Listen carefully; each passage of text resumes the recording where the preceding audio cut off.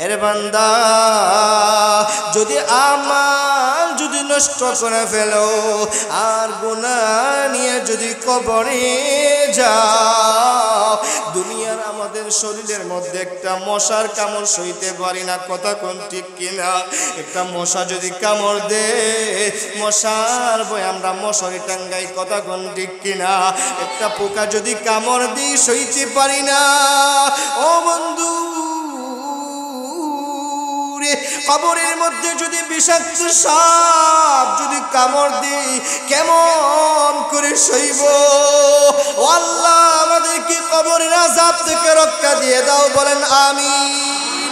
ও প্রাণের ভাইরানি, ইমাম গাজ্জালী রাহমাতুল্লাহি আলাইহি ইয়াহইয়া উলুমের মধ্যে উল্লেখ করেছে, আল্লাহর একজন বান্দা জঙ্গলে কাঠ কাটতে গেছে, গিয়ে দেখে একটা লাশ।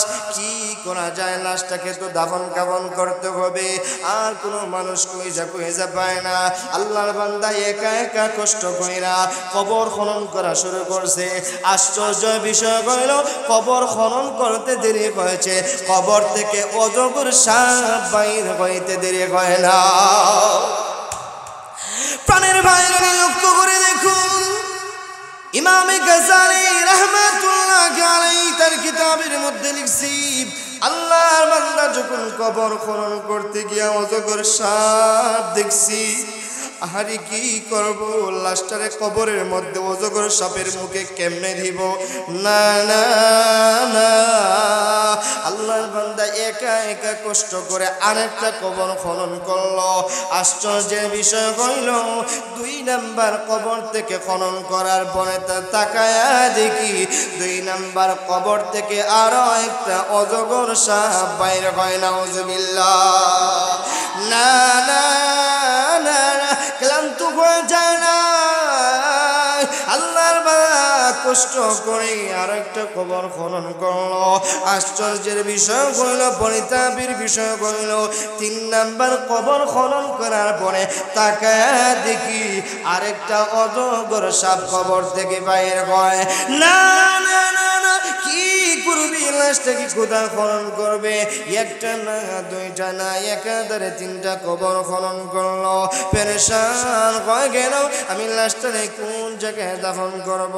না না না না, দূর এলাকায় চলে গেল।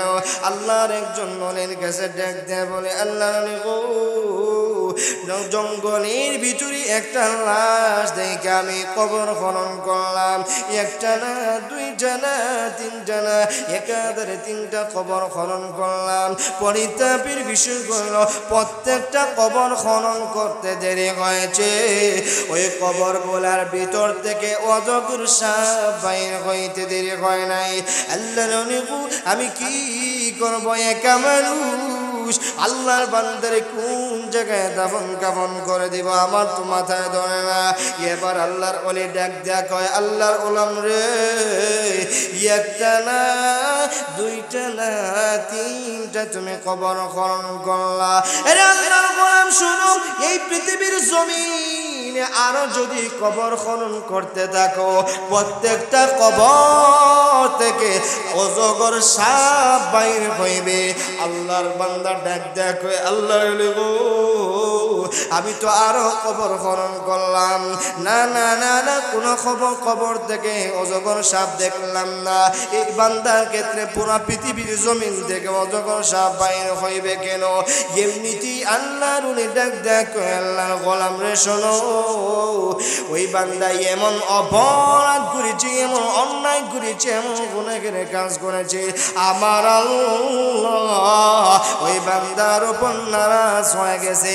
ওই বান্দার জন্য এখন পৃথিবীর যে কোনো জায়গায় যদি কবর খনন করো, এবার শোনো, প্রত্যেকটা কবরেই আমার আল্লাহ অজগর সাপ পাঠায় দিবে। নাউজুবিল্লাহ।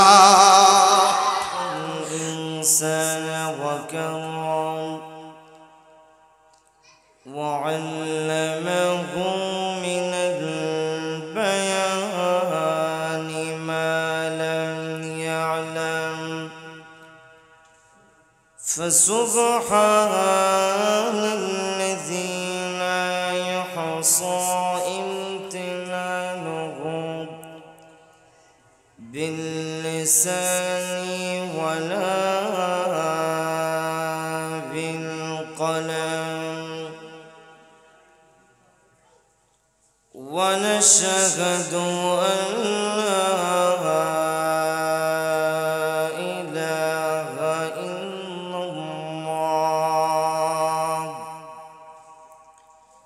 وحده لا شريك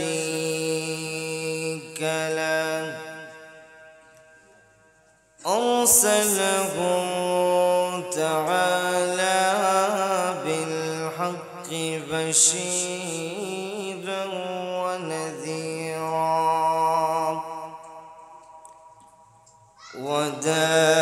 وداعيا إلى الله بإذنه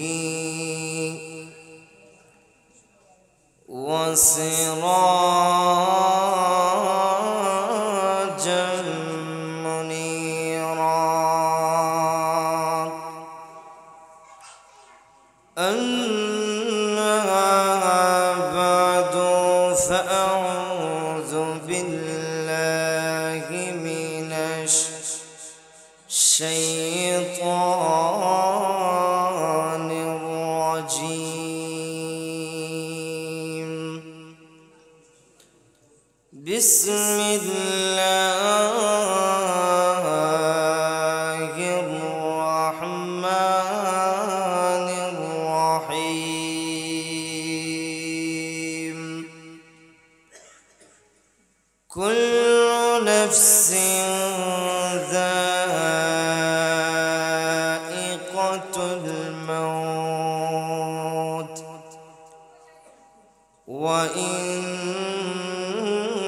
وإنما توفون أجوركم يوم القيامة فمن زحزح عن النار وأدخل الجنة فقد فاز وما الحياة الدنيا إلا متاع الغرور وعن سيد الجن والبشر صلى الله عليه وسلم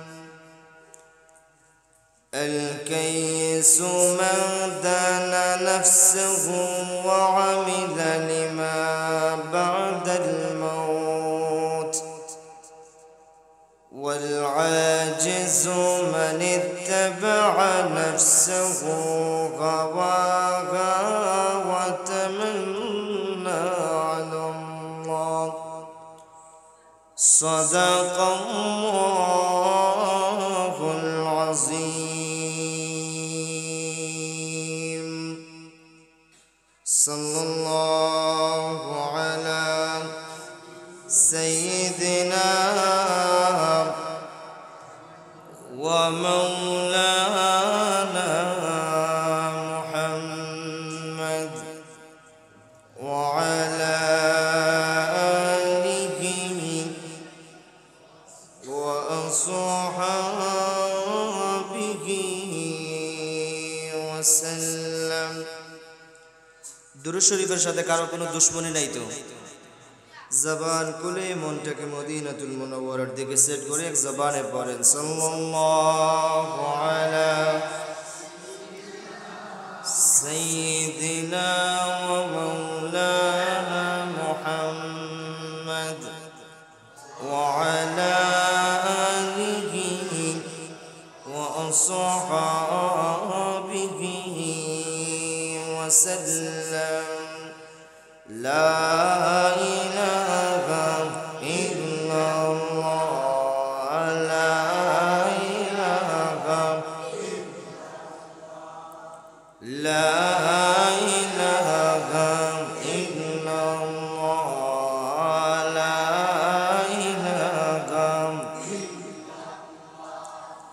أسيابني لك الله فرعون بولي برزنا أسيابني لك الله فرعون بولي برزنا أمر الله بولين জিবরাইল আমার আল্লাহ বলেন ও জিবরাইল জান্নাতেরি খুলতলা লা ইলাহা ইল্লাল্লাহ লা ইলাহা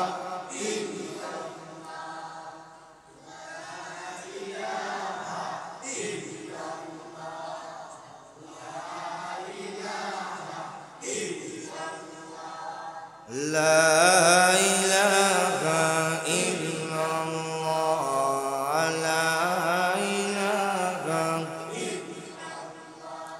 حسبي ربي جل الله ما في قلبي غير الله حسبي ربي جل الله ما في قلبي غير الله نور محمد صلى الله لا إله إلا الله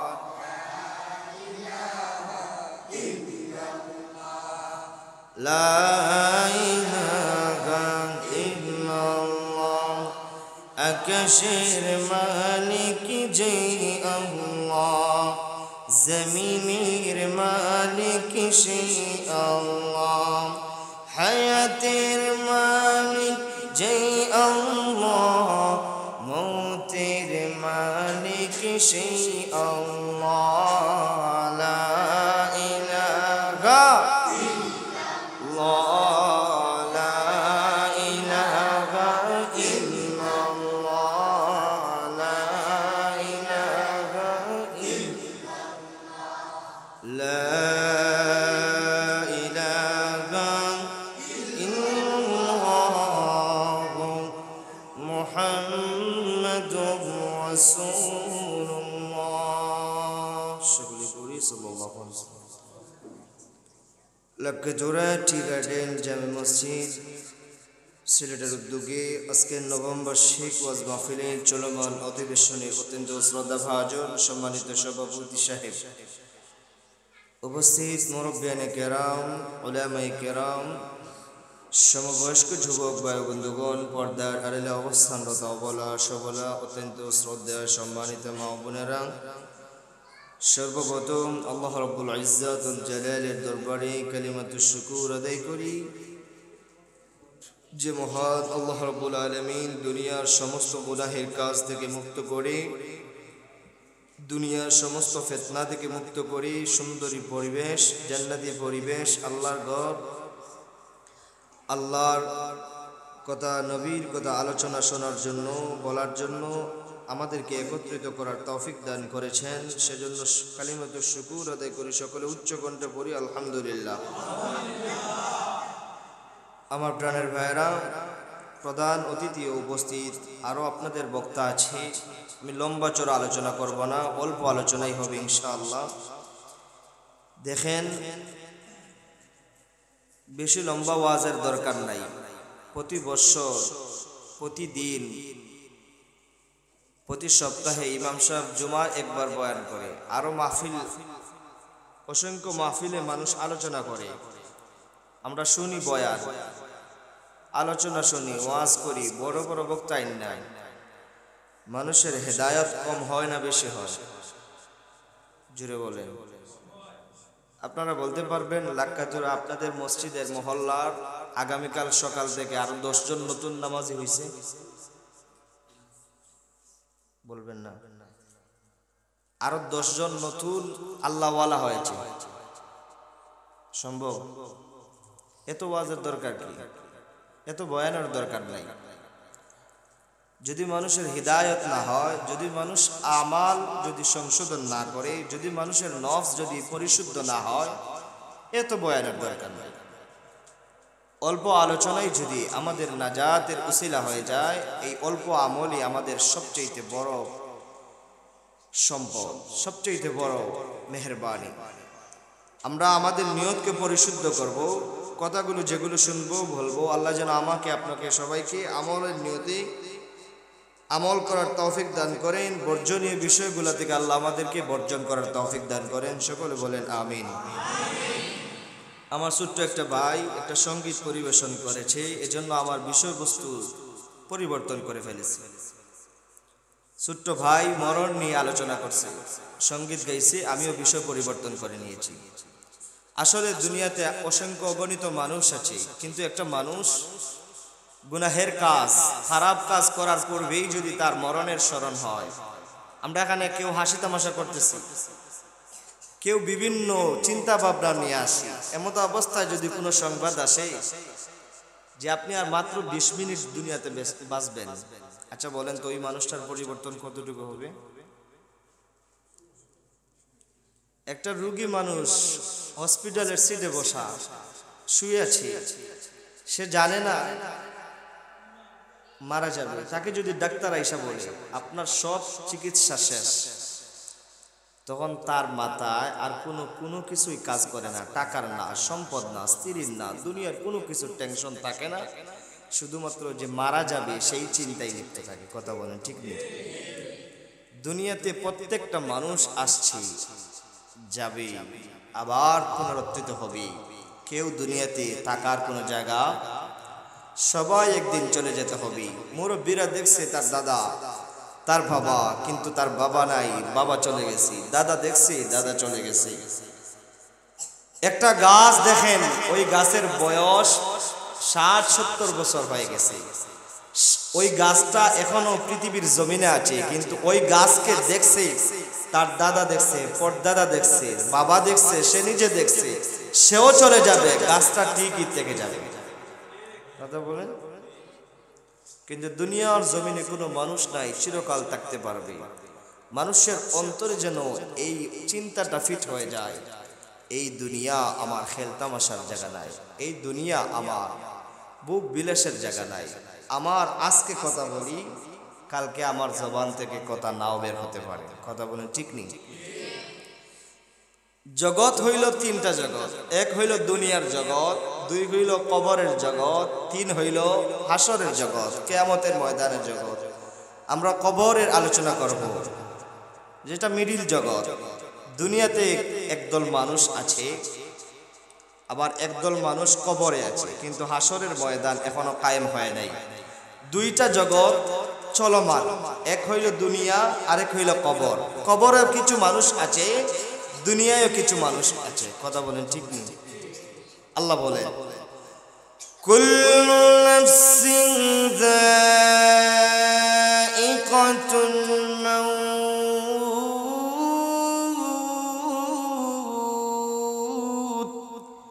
ওয়া নাবলুকুম বিশ-শাররি ওয়াল খায়রি ফিতনাহ ওয়া ইলাইনা তুরজাউন।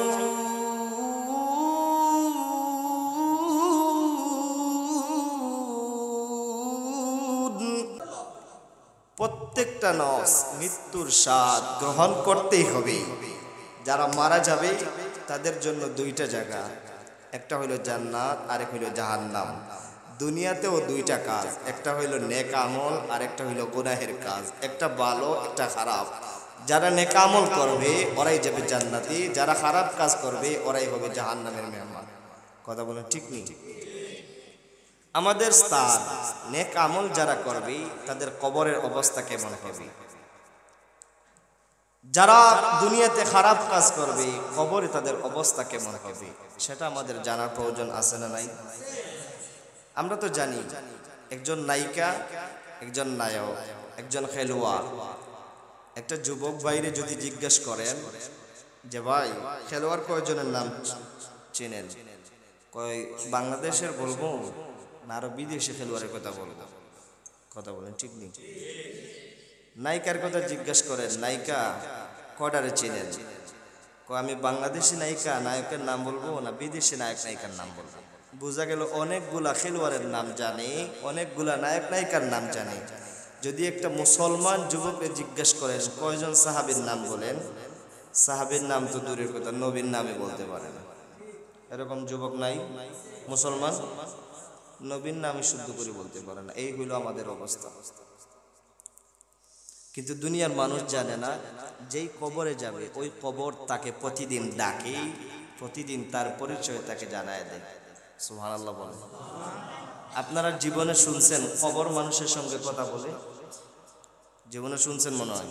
কবর মানুষের সঙ্গে কথা বলে না, কিন্তু আল্লাহর নবী ডাক দিয়ে বলতেছেন, শোনো, কবর দুনিয়ার মানুষের সঙ্গে দুইটা স্টেপে কথা বলে। বলেন কয়টা স্টেপে? বলেন কয়টা স্টেপে? দুইটা স্টেপে। মানুষ যখন দুনিয়াতে বসবাস করে, দুনিয়াতে চলমান অবস্থায় থাকে, কবর তার সঙ্গে কথা বলে। মানুষ যখন কবরে চলে যায়, ওই মানুষের সঙ্গে কবর আবার তার সঙ্গে কথা বলে। কয়টা স্টেপ? দুনিয়াতে যখন মানুষ চলাফেরা করে, সে তার স্বামীর সঙ্গে চলে, সে তার স্ত্রীর সঙ্গে চলে, সে তার মায়ের সঙ্গে চলে, সে তার বাবার সঙ্গে চলে, সে তার বন্ধুর সঙ্গে চলে, বান্ধবী, ভাই, বোন, আত্মীয় স্বজন মানুষের অভাব দেয়। কিন্তু ওই মানুষ জানে না তাকে যেখানে কবর দেওয়া হবে ওই কবর তাকে প্রতিদিন ডাকতে থাকে। সুবহানাল্লাহ। আল্লাহর নবী ডাক দিয়ে বলেন, চারটা পরিচয় তুলে ধরে। এক নাম্বার পরিচয়, আনা বাইতুত তুরাব। এক নাম্বার পরিচয় হইল, ও দুনিয়ার মানুষ, ও দুনিয়ার আল্লাহর বান্দা, আমার পরিচয় তোমার জানা নাই, আমার পরিচয় তোমার জানার প্রয়োজন আছে। আমি তোমার আমার পরিচয় জানাই দিলাম। আনা বাইতুত তুরাব, আমি হইলাম মাটির ঘর। কিসের ঘর? মাটির ঘর। আমরা যদি শুনতাম, বুঝতাম, তাহলে বুঝবো যে কবর আমাদেরকে প্রতিদিন ডাকে। কিন্তু আল্লাহ নবী ডাক দিয়ে বলতেছেন প্রতিদিন তার পরিচয়গুলো জানায় দেয়। সংবাদ দে বান্দা, শোনো, তুমি দুনিয়ার খেলতামাশায় লিপ্ত আছো, দুনিয়ার গুনাহের মজায় লিপ্ত আছো, তুমি আমার পরিচয় জানো না। আমার এক নাম্বার পরিচয় হলো আনা বাইতুত তুরাব, আমি হইলাম মাটির ঘর।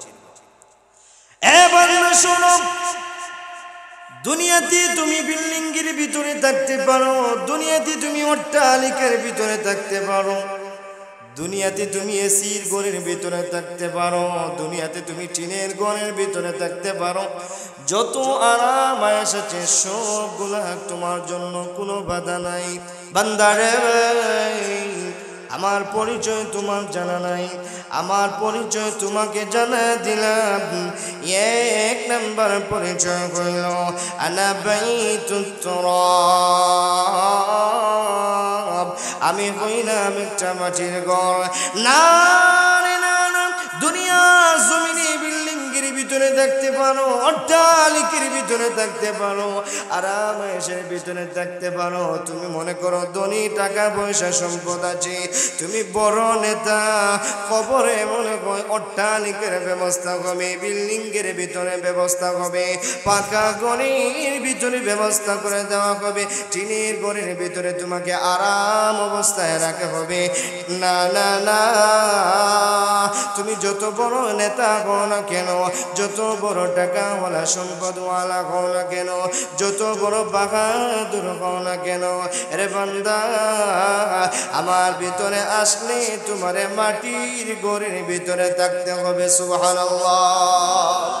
আমার প্রাণের ভাইরা, লক্ষ্য করে দেখো, সাহাবায়ে কিরাম বলেন, ইয়া রাসূলুল্লাহ, ইয়া হাবিবাল্লাহ, ওগো নবীজি, কবর দুই নাম্বার তার কি পরিচয় জানা দে।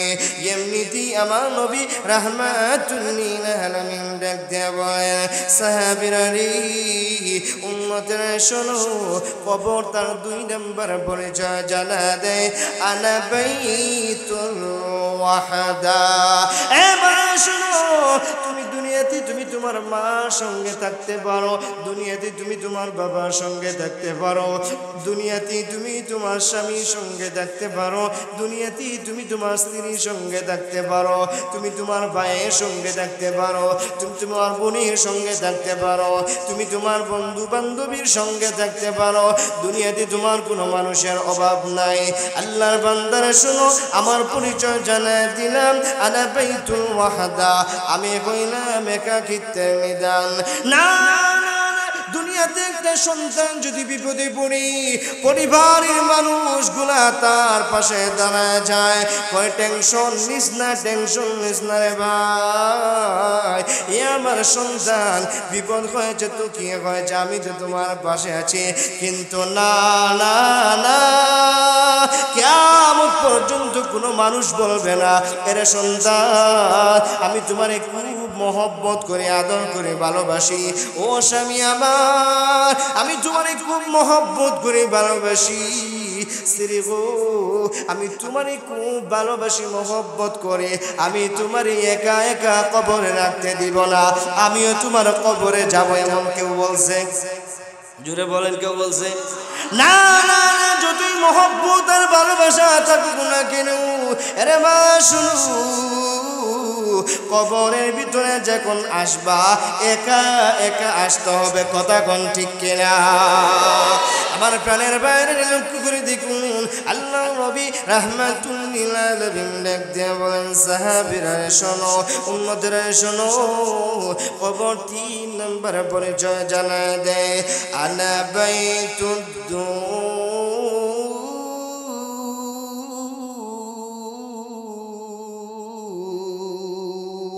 আল্লাহ নবী রাহমাতুল লিল আলামিন ডাক দিয়ে বলেন, সাহাবীরা এর উম্মতেরা শোনো, কবর 3 নম্বর তার পরিচয় জানায় দে, ডাক দিয়া কইরে আল্লাহর গোলাম, এরে আল্লাহর বান্দা শোনো,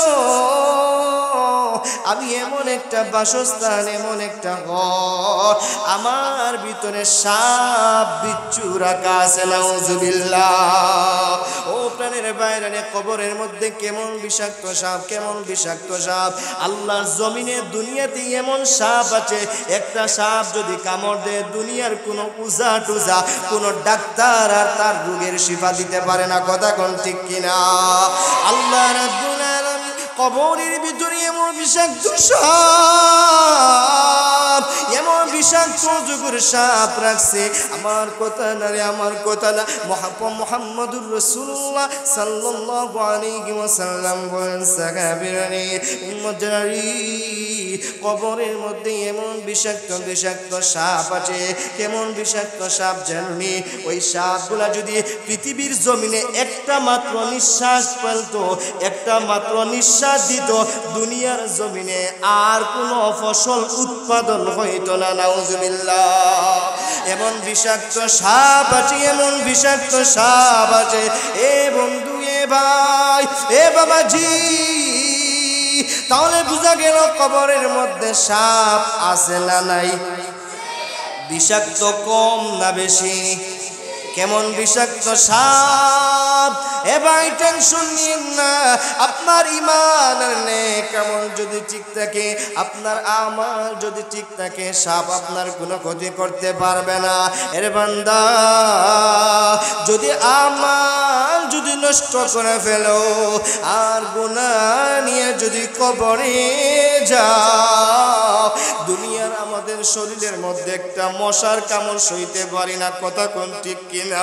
একটা মশা যদি কামড় দে, মশার ভয় আমরা মশারি টাঙ্গাই, কথা কোন ঠিক কিনা? একটা পোকা যদি কামড় দিই সইতে পারি না। ও বন্ধু, কবরের মধ্যে যদি বিষাক্ত সাপ যদি কামড় দিই কেমন করে সইব? ও আল্লাহ, আমাদেরকে কবরের আযাব থেকে রক্ষা দিয়ে দাও, বলেন আমিন। ও প্রাণের ভাইরানি, ইমাম গাজ্জালী রাহমাতুল্লাহি আলাইহি ইয়াহইয়া উলুমের মধ্যে উল্লেখ করেছে, আল্লাহর একজন বান্দা জঙ্গলে কাঠ কাটতে গেছে, গিয়ে দেখে একটা লাশ। কি করা যায়? লাশটা লাশটাকে তো দাফন কাফন করতে হবে, আর কোনো মানুষ কইজা পায় না। আল্লাহর বান্দা একা একা কষ্ট কইরা কবর খনন করা শুরু করছে। আশ্চর্য বিষয় হইল কবর খনন করতে দেরি হয়েছে, কবর থেকে অজগর সাপ বাইর হইতে দেরি হয় না। প্রাণের ভাইরা লক্ষ্য করে দেখুন, ইমামে গাজ্জালী রাহমাতুল্লাহ আলাইহি তার কিতাবের মধ্যে লিখছি, আল্লাহর বান্দা যখন কবর খনন করতে গিয়া অজগর সাপ দেখছি, আহারে কি করব, লাশটারে কবরের মধ্যে অজগর সাপের মুখে কেমনে দিব? না না না, আল্লাহর বান্দা একা একা কষ্ট করে আরেকটা কবর খনন করলো। আশ্চর্যের বিষয় হইল 2 নাম্বার কবর থেকে খনন করার পরে তাকায়া দেখি 2 নাম্বার কবর থেকে আরো একটা অজগর সাপ বাইর হয়। নাউজুবিল্লাহ। না না না, ক্লান্ত হয়ে যায় না, আল্লাহর বান্দা কষ্ট করে আরেকটা কবর খনন করলো। আশ্চর্যের বিষয় হইল, পরিতাপের বিষয় হইল 3 নাম্বার কবর খনন করার পরে তাকায়া দেখি আরেকটা অজগর সাপ কবর থেকে বাইর হয়। না না না না, কি করবি? লাশটাকে কোথা খনন করবে? একটা না, 2টা না, একাধারে 3টা কবর খনন করলো। পেরেশান হয়ে গেল, আমি লাশটারে কোন জায়গায় দাফন করব? না না না না, দৌড়ে এলাকায় চলে গেল। আল্লাহর একজন নলের কাছে ডাক দেয়, বলে আল্লাহর নবী গো, জঙ্গলের ভিতরে একটা লাশ দেখে আমি কবর খনন করলাম। একটা না, 2টা না, 3টা না, একাধারে 3টা কবর খনন করলাম। পরিতাপের বিষয় হল প্রত্যেকটা কবর খনন করতে দেরি হয়েছে। ওই কবর গোলার ভিতর থেকে অজগর সাপ বাইর হইতে দেরি হয় নাই। আল্লাহর নবী, আমি কি করব? একা মানুষ, আল্লাহর বান্দারে কোন জায়গায় দাফন কাফন করে দিব আমার তো মাথায় ধরে না। এবার আল্লাহর ওলি ডাক দেয়া কয়, আল্লাহর ওলাম রে, একটা না, 2টা না, 3টা তুমি কবর খনন করলা। আরে আল্লাহর গোলাম শুনো, এই পৃথিবীর জমিনে আরো যদি কবর খনন করতে থাকো, প্রত্যেকটা কবর থেকে অজগর সাপ বাইর হইবে। আল্লাহর বান্দা ডাক দেয়া কয়, আল্লাহর ওলি গো, আমি তো আরো কবর খনন করলাম, না না না না, কোন কবর থেকে অজগর সাপ দেখলাম না। এই বান্দার ক্ষেত্রে পুরো পৃথিবীর জমিন থেকে অজগর সাপ বাইর হইবে কেন? এমনিতেই আল্লাহর ওলি ডাক দেয়া কয়, আল্লাহর গোলাম রে শোনো, ওই বান্দা এমন অপরাধ করেছে, এমন অন্যায় করেছে, এমন গুনাহের কাজ করেছে, আমার আল্লাহ ওই বান্দার উপর নারাজ হয়ে গেছে। ওই বান্দার জন্য এখন পৃথিবীর যে কোনো জায়গায় যদি কবর খনন করো, এবার শোনো, প্রত্যেকটা কবরেই আমার আল্লাহ অজগর সাপ পাঠায় দিবে। নাউজুবিল্লাহ।